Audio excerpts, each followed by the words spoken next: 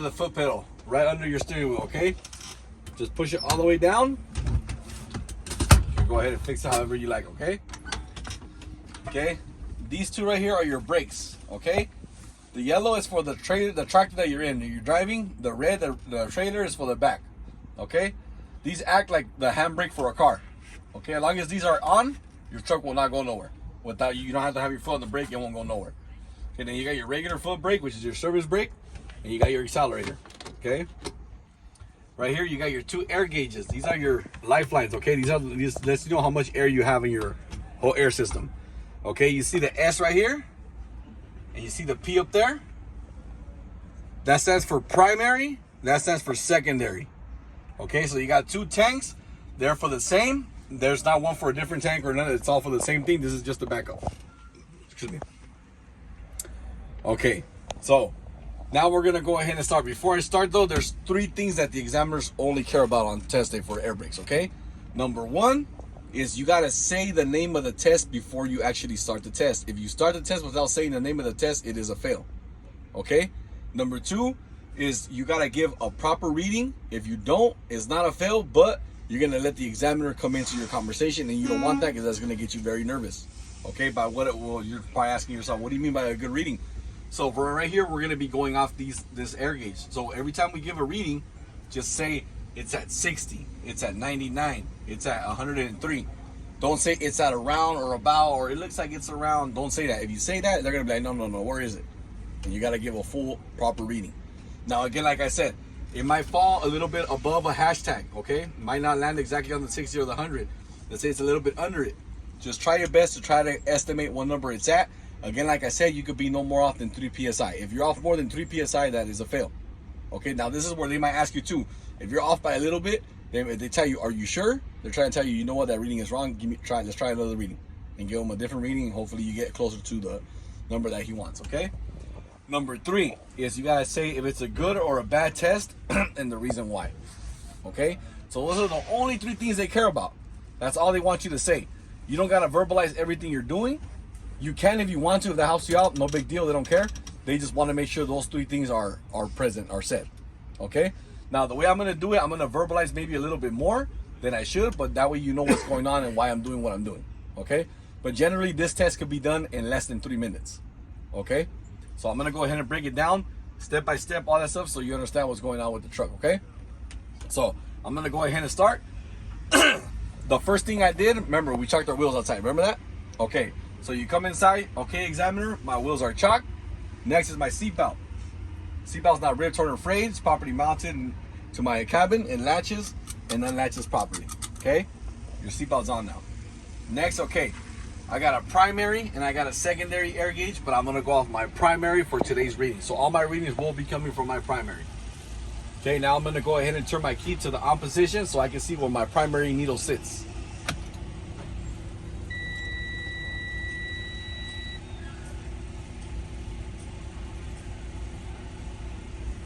Okay, examiner, my primary is above 100 PSI. I need to drop it down to approximately 100 PSI.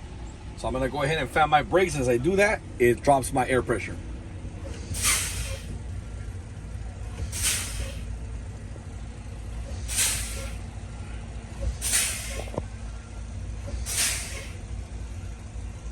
Okay, examiner, I'm at approximately 100 PSI. Now I can turn my truck on to perform my first test. Before I turn my truck on though, I gotta do a safe start. My safe start starts here. Make sure both brakes are pulled out. Make sure that I'm in neutral. My safe start is done. Now I can turn on my truck. First test I'll be performing is called my applied air leakage test. I'll begin that test now. So for this one, just accelerate. And we're listening for our governor to cut out. We're building max air pressure, so we're listening to cut out. It should cut out no higher than 140 PSI. Make sure just to keep it between 10 and 15 RPMs, okay? Every time you accelerate, it builds up air faster for us.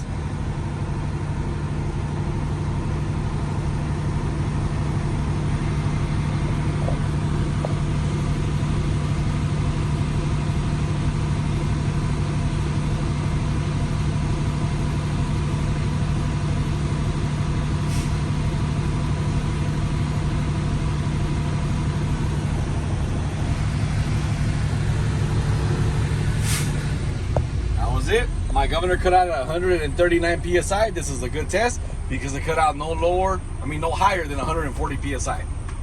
Okay, now I'm gonna go ahead and turn my truck off. Turn it back to the on position. Okay, and then I'm gonna go ahead and release both tractor and trailer brakes, okay?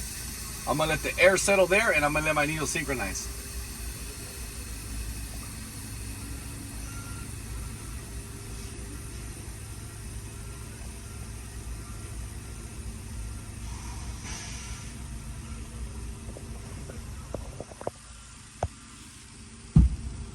Okay, now I'm gonna go ahead and continue my apply air leakage test. I'm gonna put my foot all the way down on the service brake. As I do that, I'm gonna let my needle synchronize once more.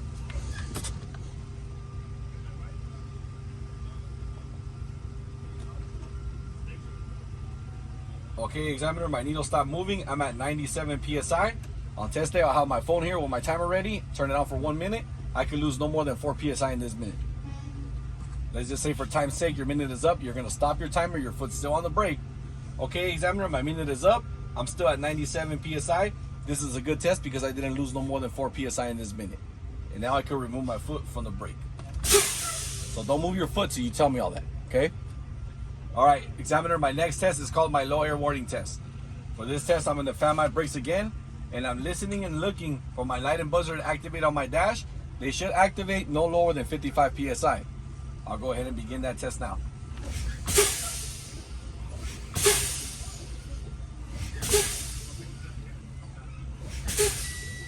My light and buzzer activated at 72 psi. This is a good test because they activated no lower than 55 psi.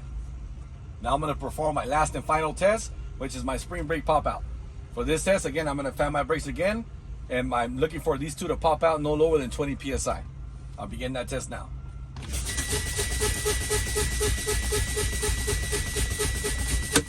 My trailer popped out at 40 psi. My parking popped out at 30 psi. This is a good test because they both popped out no lower than 20 psi. And this concludes my air brakes test. Now for this test, keep your eyes on these. Don't look at your gauge. Who cares about your gauge? Don't worry about it. Look at these two because there is a chance, like right now, only one popped out and the other one didn't. If you're just looking at your gauge and you're just going off the sound of the popping, you're gonna think just by hearing one, you're gonna think they both popped out. They got both of them got a pop. And if you do that and you don't catch that and you say they both popped out and the other one didn't, then that's gonna be a fail on you. Okay? Because where he's sitting, that's where the examiner is gonna be sitting.